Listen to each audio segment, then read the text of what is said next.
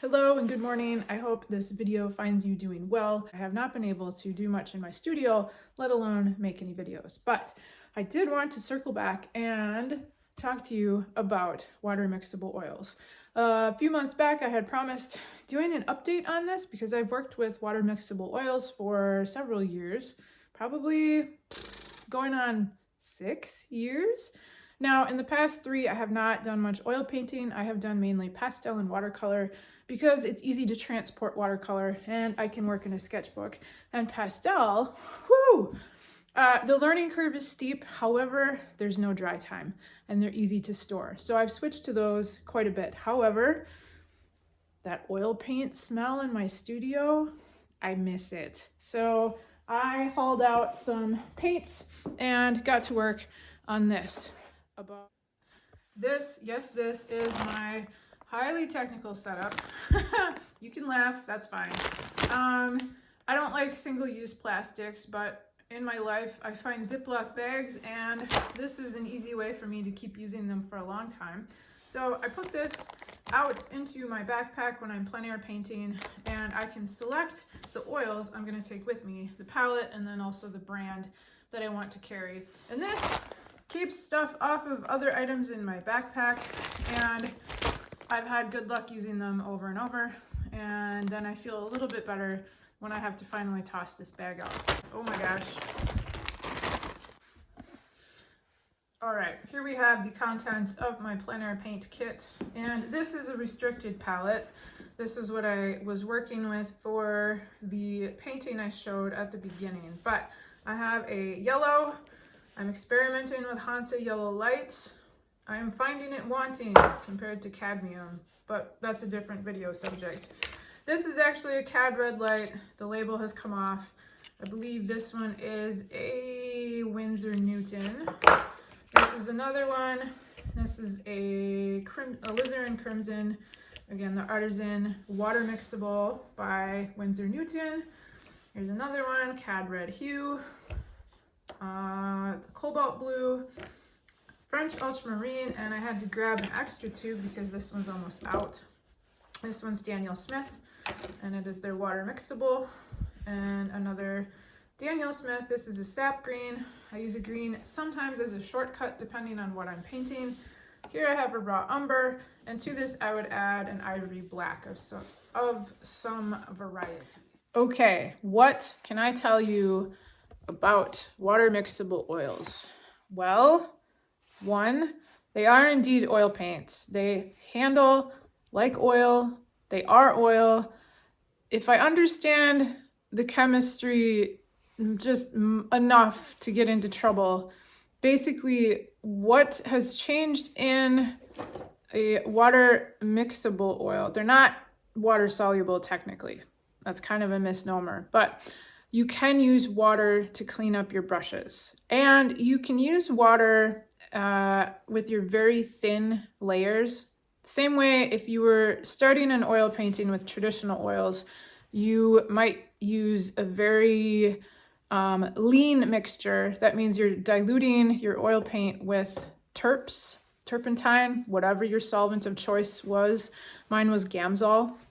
So my base layers, I might do a one color base layer over the canvas that is in raw umber or some other earth tone, burnt sienna, possibly a neutral kind of earth pigment, because it dries quickly and it binds fairly well with those terps. So in the case of a water mixable oil, you're going to be using that first layer with water instead of with Gamsol or a different turpentine-like solvent for traditional oils.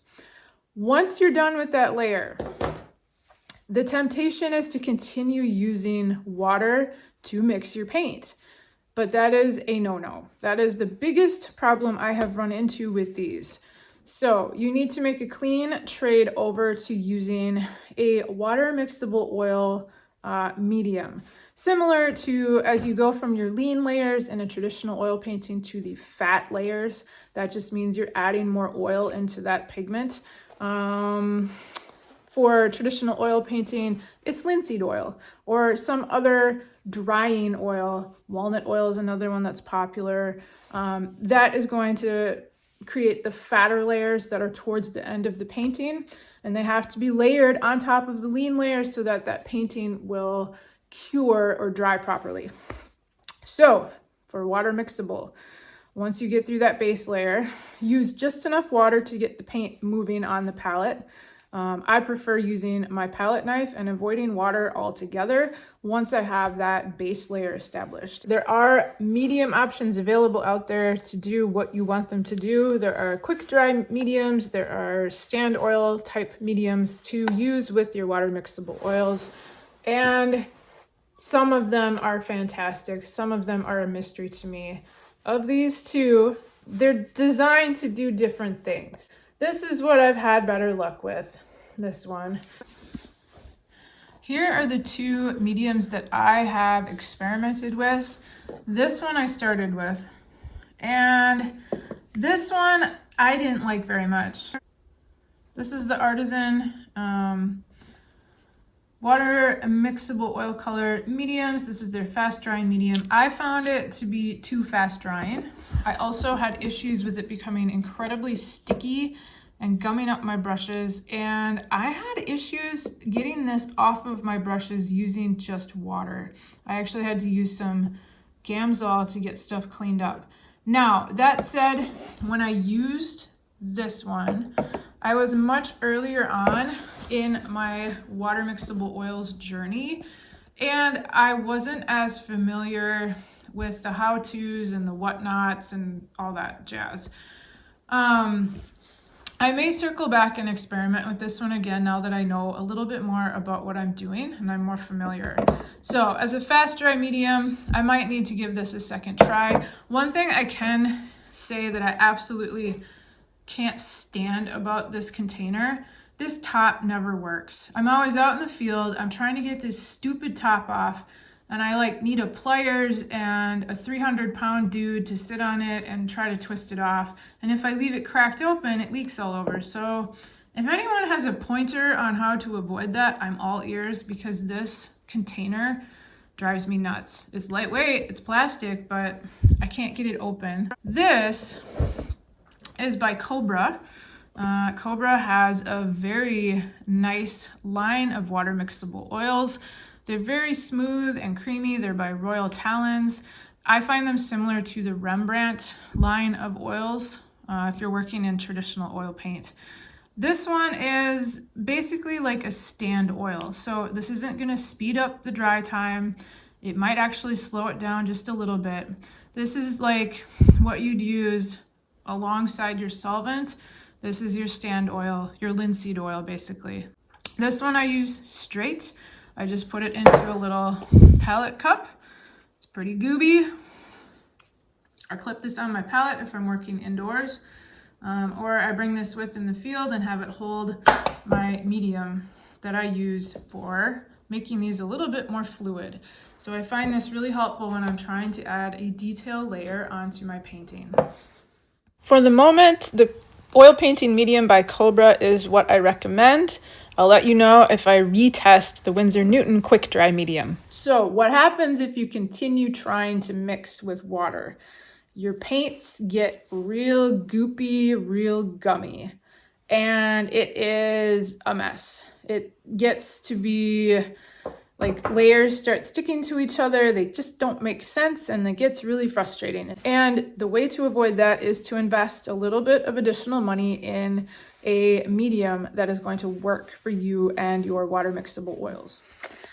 I hope that was helpful. I just tried to share some of the successes and failures I've had using. They function as an oil paint. It just takes a little practice to get used to them. So those first layers, just use the minimum amount of water.